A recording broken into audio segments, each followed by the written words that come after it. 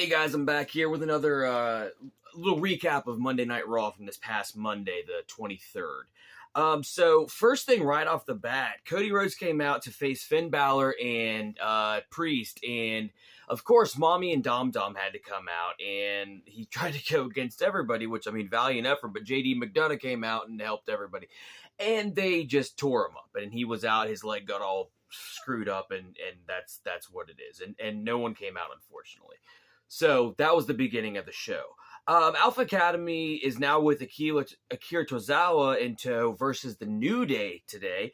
Otis flipped over Kofi Kingston onto his shoulders, and Kingston landed onto his back. And I mean, as somebody with a bad back, ouch. If that happened to me, I'd be dead. So I don't know exactly how these guys do it, but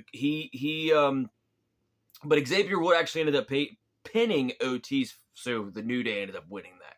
Which, honestly, I like both teams fine enough. So that was fine with me. I like what they're doing with Akira Tozawa, bringing him into the fold. That's pretty cool.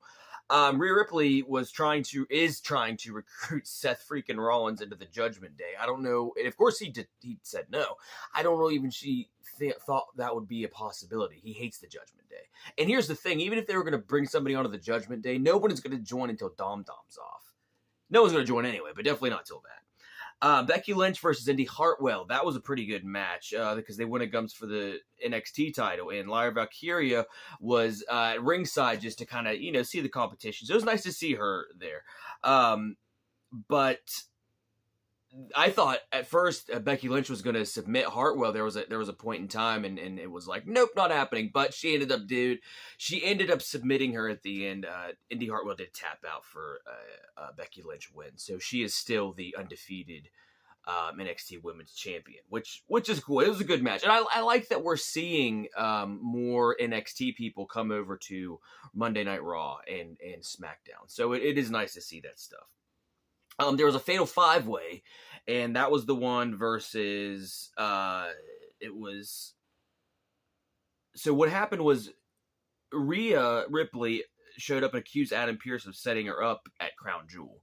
And so it ended up being Nia Jax was shit-talking Raquel Rodriguez, and they brawled, and then nobody could break them up. So it just ended up being like that's the 5-way is going to be Rhea Ripley, Nia Jax, Raquel Rodriguez, Shayna Baszler, and Zoe Stark. It's gonna be a badass match, but that's what so it ended up being a brawl with all of them.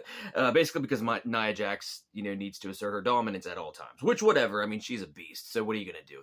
They're all beasts. I'm actually very much looking forward to that. I'll probably do a Crown Jewel prediction video before it actually happens. Well, if that's the case, then I have to do it today, wouldn't I? I might do it. I don't know.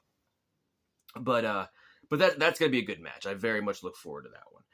Logan Paul came out to trash talk. Actually, I'm sorry, before that, Johnny Gargano went against Giovanni Vinci. Ciampa came out after Ludwig Kaiser because he knows how Imperium works and helped Johnny Gargano out, and ended up being a win over Giovanni Vinci. So I think that we're officially Johnny Gargano and Ciampa are a thing again. That's awesome to see. So where I was at, Logan Paul, he came out and was talking shit talking Rey Mysterio, head of Crown Jewel, and Dom Dom interrupted, and it just seems to be a mutual respect now between Logan Paul and Dom Dom, and I think it really is just bonding over their hatred for Rey Mysterio. But Logan Paul asked the announcer Samantha Irvin to the ring so he could trash talk her husband Ricochet, which obviously was not the best thing to do. So Ricochet came out and got onto Logan, and then Dom Dom helped, and so basically it was just a little brat. But it made me think: are we looking at a Logan Paul Dominic Mysterio tag team? I mean, I know Logan Paul's not on the I don't think he's on the official roster, but he wrestles enough. I guess my question is that something that we might look forward to? Are they actually going to be a tag team in the long run? Who knows? I don't know. We'll look forward to it and we'll see. Because honestly, as much as I don't like either one of them, they're talented and that would be a good tag team. Natalia versus Nikki Cross. It was supposed to be those two together and Chelsea Green versus Chelsea Green and Piper Niven. And Nikki Cross is just way out of sorts. And for those of you that know, she's this wildcat, just like runs and goes nuts and everything. And she's awesome, but she was like in a daze, didn't say a word to Natalia. And basically it was Natalia. She left.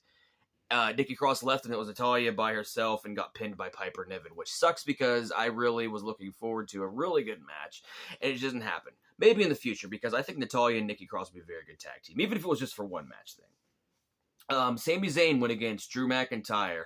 Rhea showed up and distracted Zayn, and then McIntyre won. So that's getting really annoying. The Judgment Day, when they said that they're running, the WWE and Monday Night Raw specifically, they mean we're just going to interrupt everything and get it our way, but they don't pretend any differently. Akira Tozawa versus Bronson Reed. Maxine Dupree was in Tozawa's corner, which was good. And, of course, Reed did the thing that Bronson Reed always does and tsunami'd Akira Tozawa and won. And I have nothing against Bronson Reed, but it makes me really annoyed when they put they call him this behemoth. When they put him against... This is what the only thing that bothers me about the WWE is they don't really have a weight class, which, I mean, in some aspects that's fine because certain parts of it are different than real wrestling, like that you would do in high school and the Olympics. But in situations like that, I think, there needs to be some form of something, but, whatever. And, but... Ladies and gentlemen, DIY is back. Johnny Gargano and Ciampa are officially a tag team again. I think I said that already, but I'm excited about it because that was before I started really getting into wrestling, and now I'm very much looking forward to seeing that. So we're going to be seeing some cool stuff from them, I'm sure, in the future. Okay, on to the main event. It is Jey Uso versus Damian Priest. So Jey Uso slipped out of the Razor's Edge that Priest had him in, and then he speared Priest for a pin. And Finn Balor, of course, distracted the ref, and Priest beat up Uso with the South of Heaven. And then Finn Balor kept beating up on Jey Uso even after he was pinned. But Cody Rhodes came out hobbling down in his defense.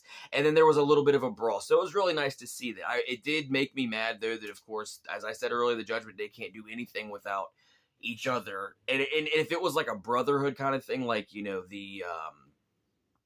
Alpha Academy, and it was a positive thing, I wouldn't be as mad about it. But the Judgment Day is just a divisive... They're a force, whether you like them or not. But anyway, I respect all the talent, but as far as their real moral character, no, not at all. But that was this past Monday. Sorry it's so late on it. I've just been, this week work, and I ended up throwing my back out, and it was just... But anyway, so... It's up now, and I'm planning on getting the other ones before when I can. Anyway, take it easy. We're back with something else.